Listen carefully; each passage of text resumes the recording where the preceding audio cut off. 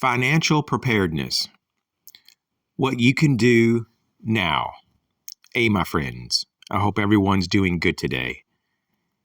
When it comes to finances, not many people are wanting to talk about this or to even be very proactive in their own lives. I see this all the time, actually. Lots of people, they're in bad situations and they can't get out of those situations because they don't have any means to do such. They're not prepared for these situations that life throws at them. And so where do we start? That's kind of been my focus, in putting together this video is like, where do we start and where do we go?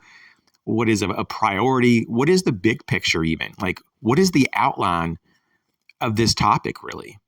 And it's difficult to even get your hands around some of this because it's just so nuanced. And there's so much that is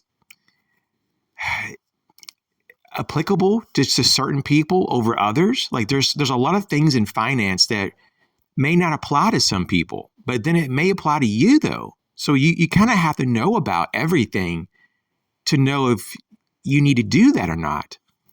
And to be aware of certain things because maybe it does apply to you or a family member. So when it comes to this topic, I'm just going to start with debt elimination. I think that's like the first thing, though, that you need to be aware of is that debt is toxic and you are a slave to the lender. And if you don't eliminate the debt, then there is no financial freedom. And so you cannot be fully prepared when you owe someone or some group something. And so this is where it gets kind of difficult in the beginning because you have a lot of people that are just so freaked out about dealing with their debt, maybe because it's a lot of debt. But you have to address that. You have to get rid of the debt. Not just like, oh, I'm just going to manage it. I'm just going to like minimize it. Well, that's good, but you need to get rid of it. That's the objective here. And it could take you a number of years to do that. So, I mean, this is not like something you used to do overnight.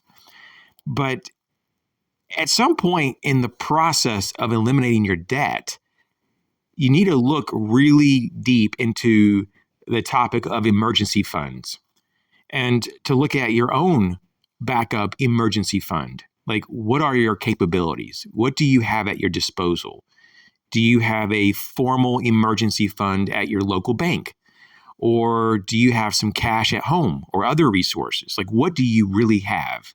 Of course, there's a lot of people who say different things. You need to have at least 3 months of all of your expenses, right? 3 months of all expenses put back. Some people say, well, but if you're self-employed, you might go more like 6 months to a year. And so it just depends on you and your situation in life.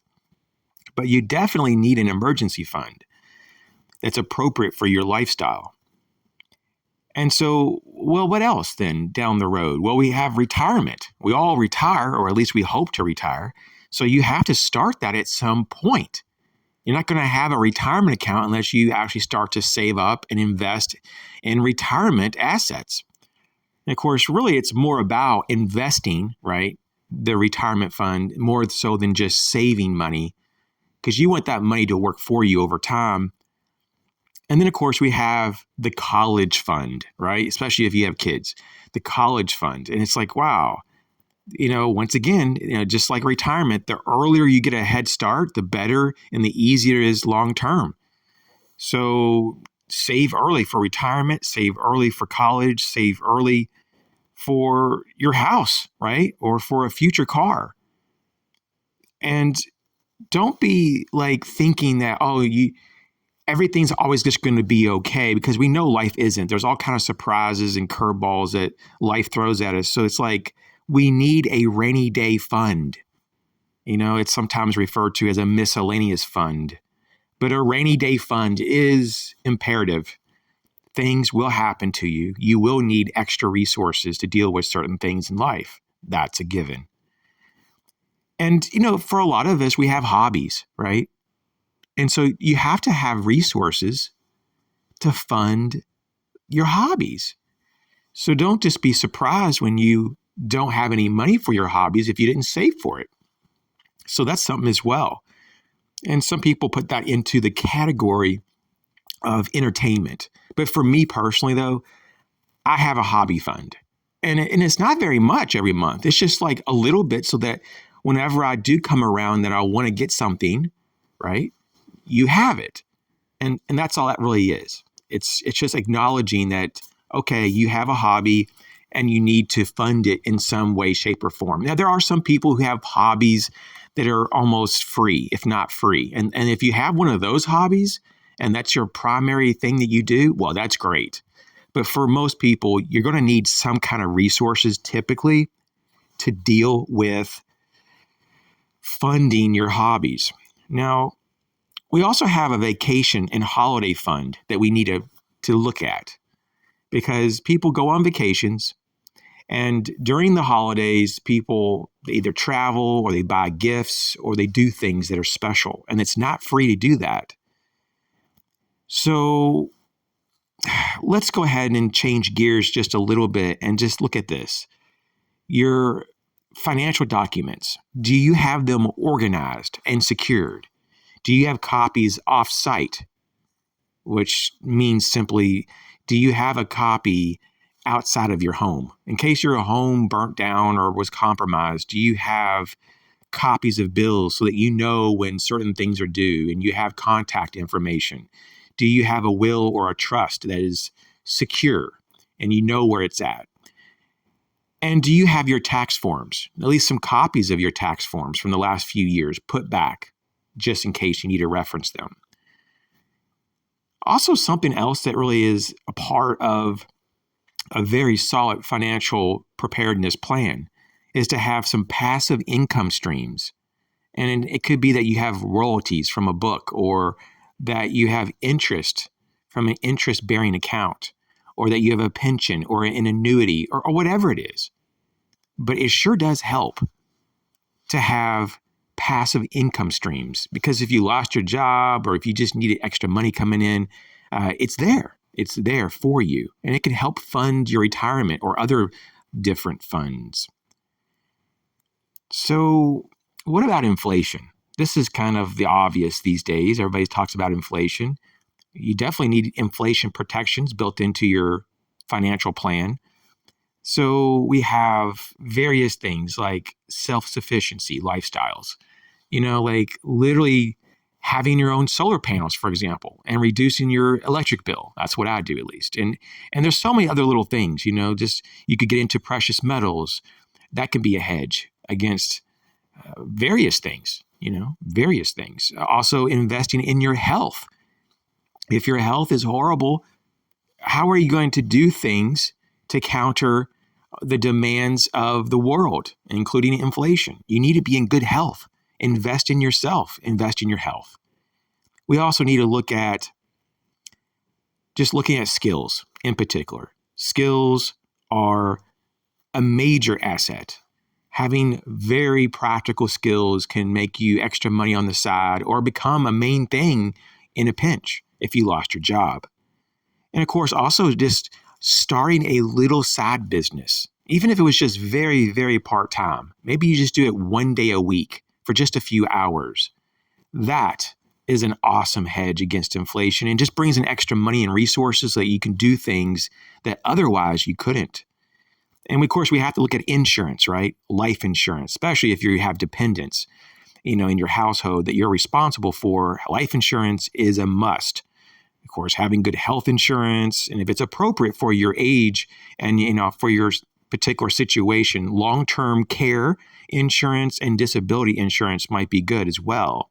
Of course, we have to have vehicle insurance, but what about property and house insurance? I think that's very smart as well. So, of course, it's always recommended, though, when you have homeowners insurance or renters insurance, is to document, right? Do an inventory of the household items. And you can do these through pictures. But what's really recommended by most insurance companies is to take a video of you walking through the house and just doing the inventory on video. So I just have some miscellaneous things I just want to put up here. And that is, make sure that you have some off-site resources so that not everything that you own is in that one little house that you have. And if that house burnt down, you would not want to have a total loss, right? And you would have a total loss if everything burnt up in your house. So you don't want everything in your house at all times. We also have to be aware that banks sometimes go under and that there are bank holidays sometimes. So have bank diversification, meaning that you might want to have at least 2 banks that you are a member of, maybe a national bank and a local bank, and just have money in both so that if something happened to one, you still have options in the other. And, there's so many other things that are interesting, but basically, in recap, you want to start saving as early as you can.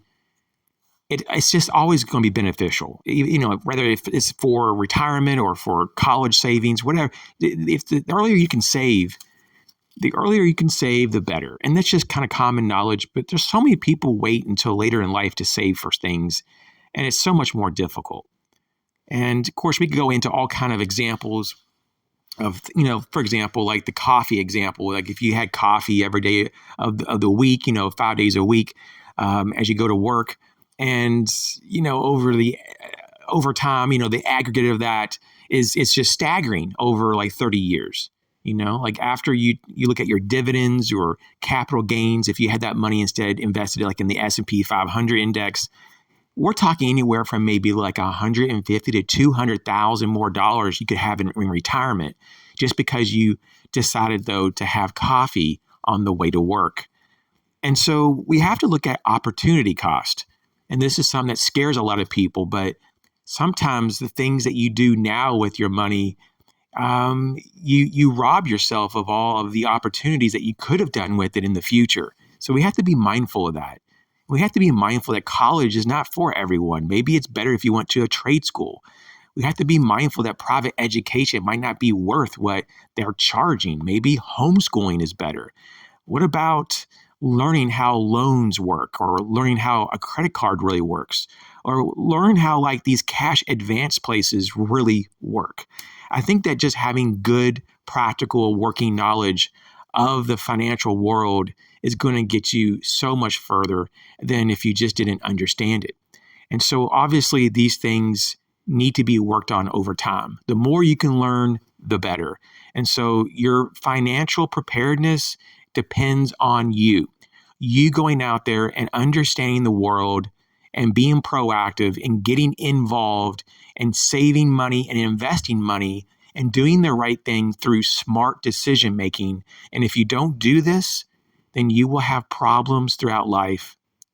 You will have a much more difficult life than is necessary. And so don't put needless suffering on you, yourself, your family, friends, loved ones, because you make bad decisions.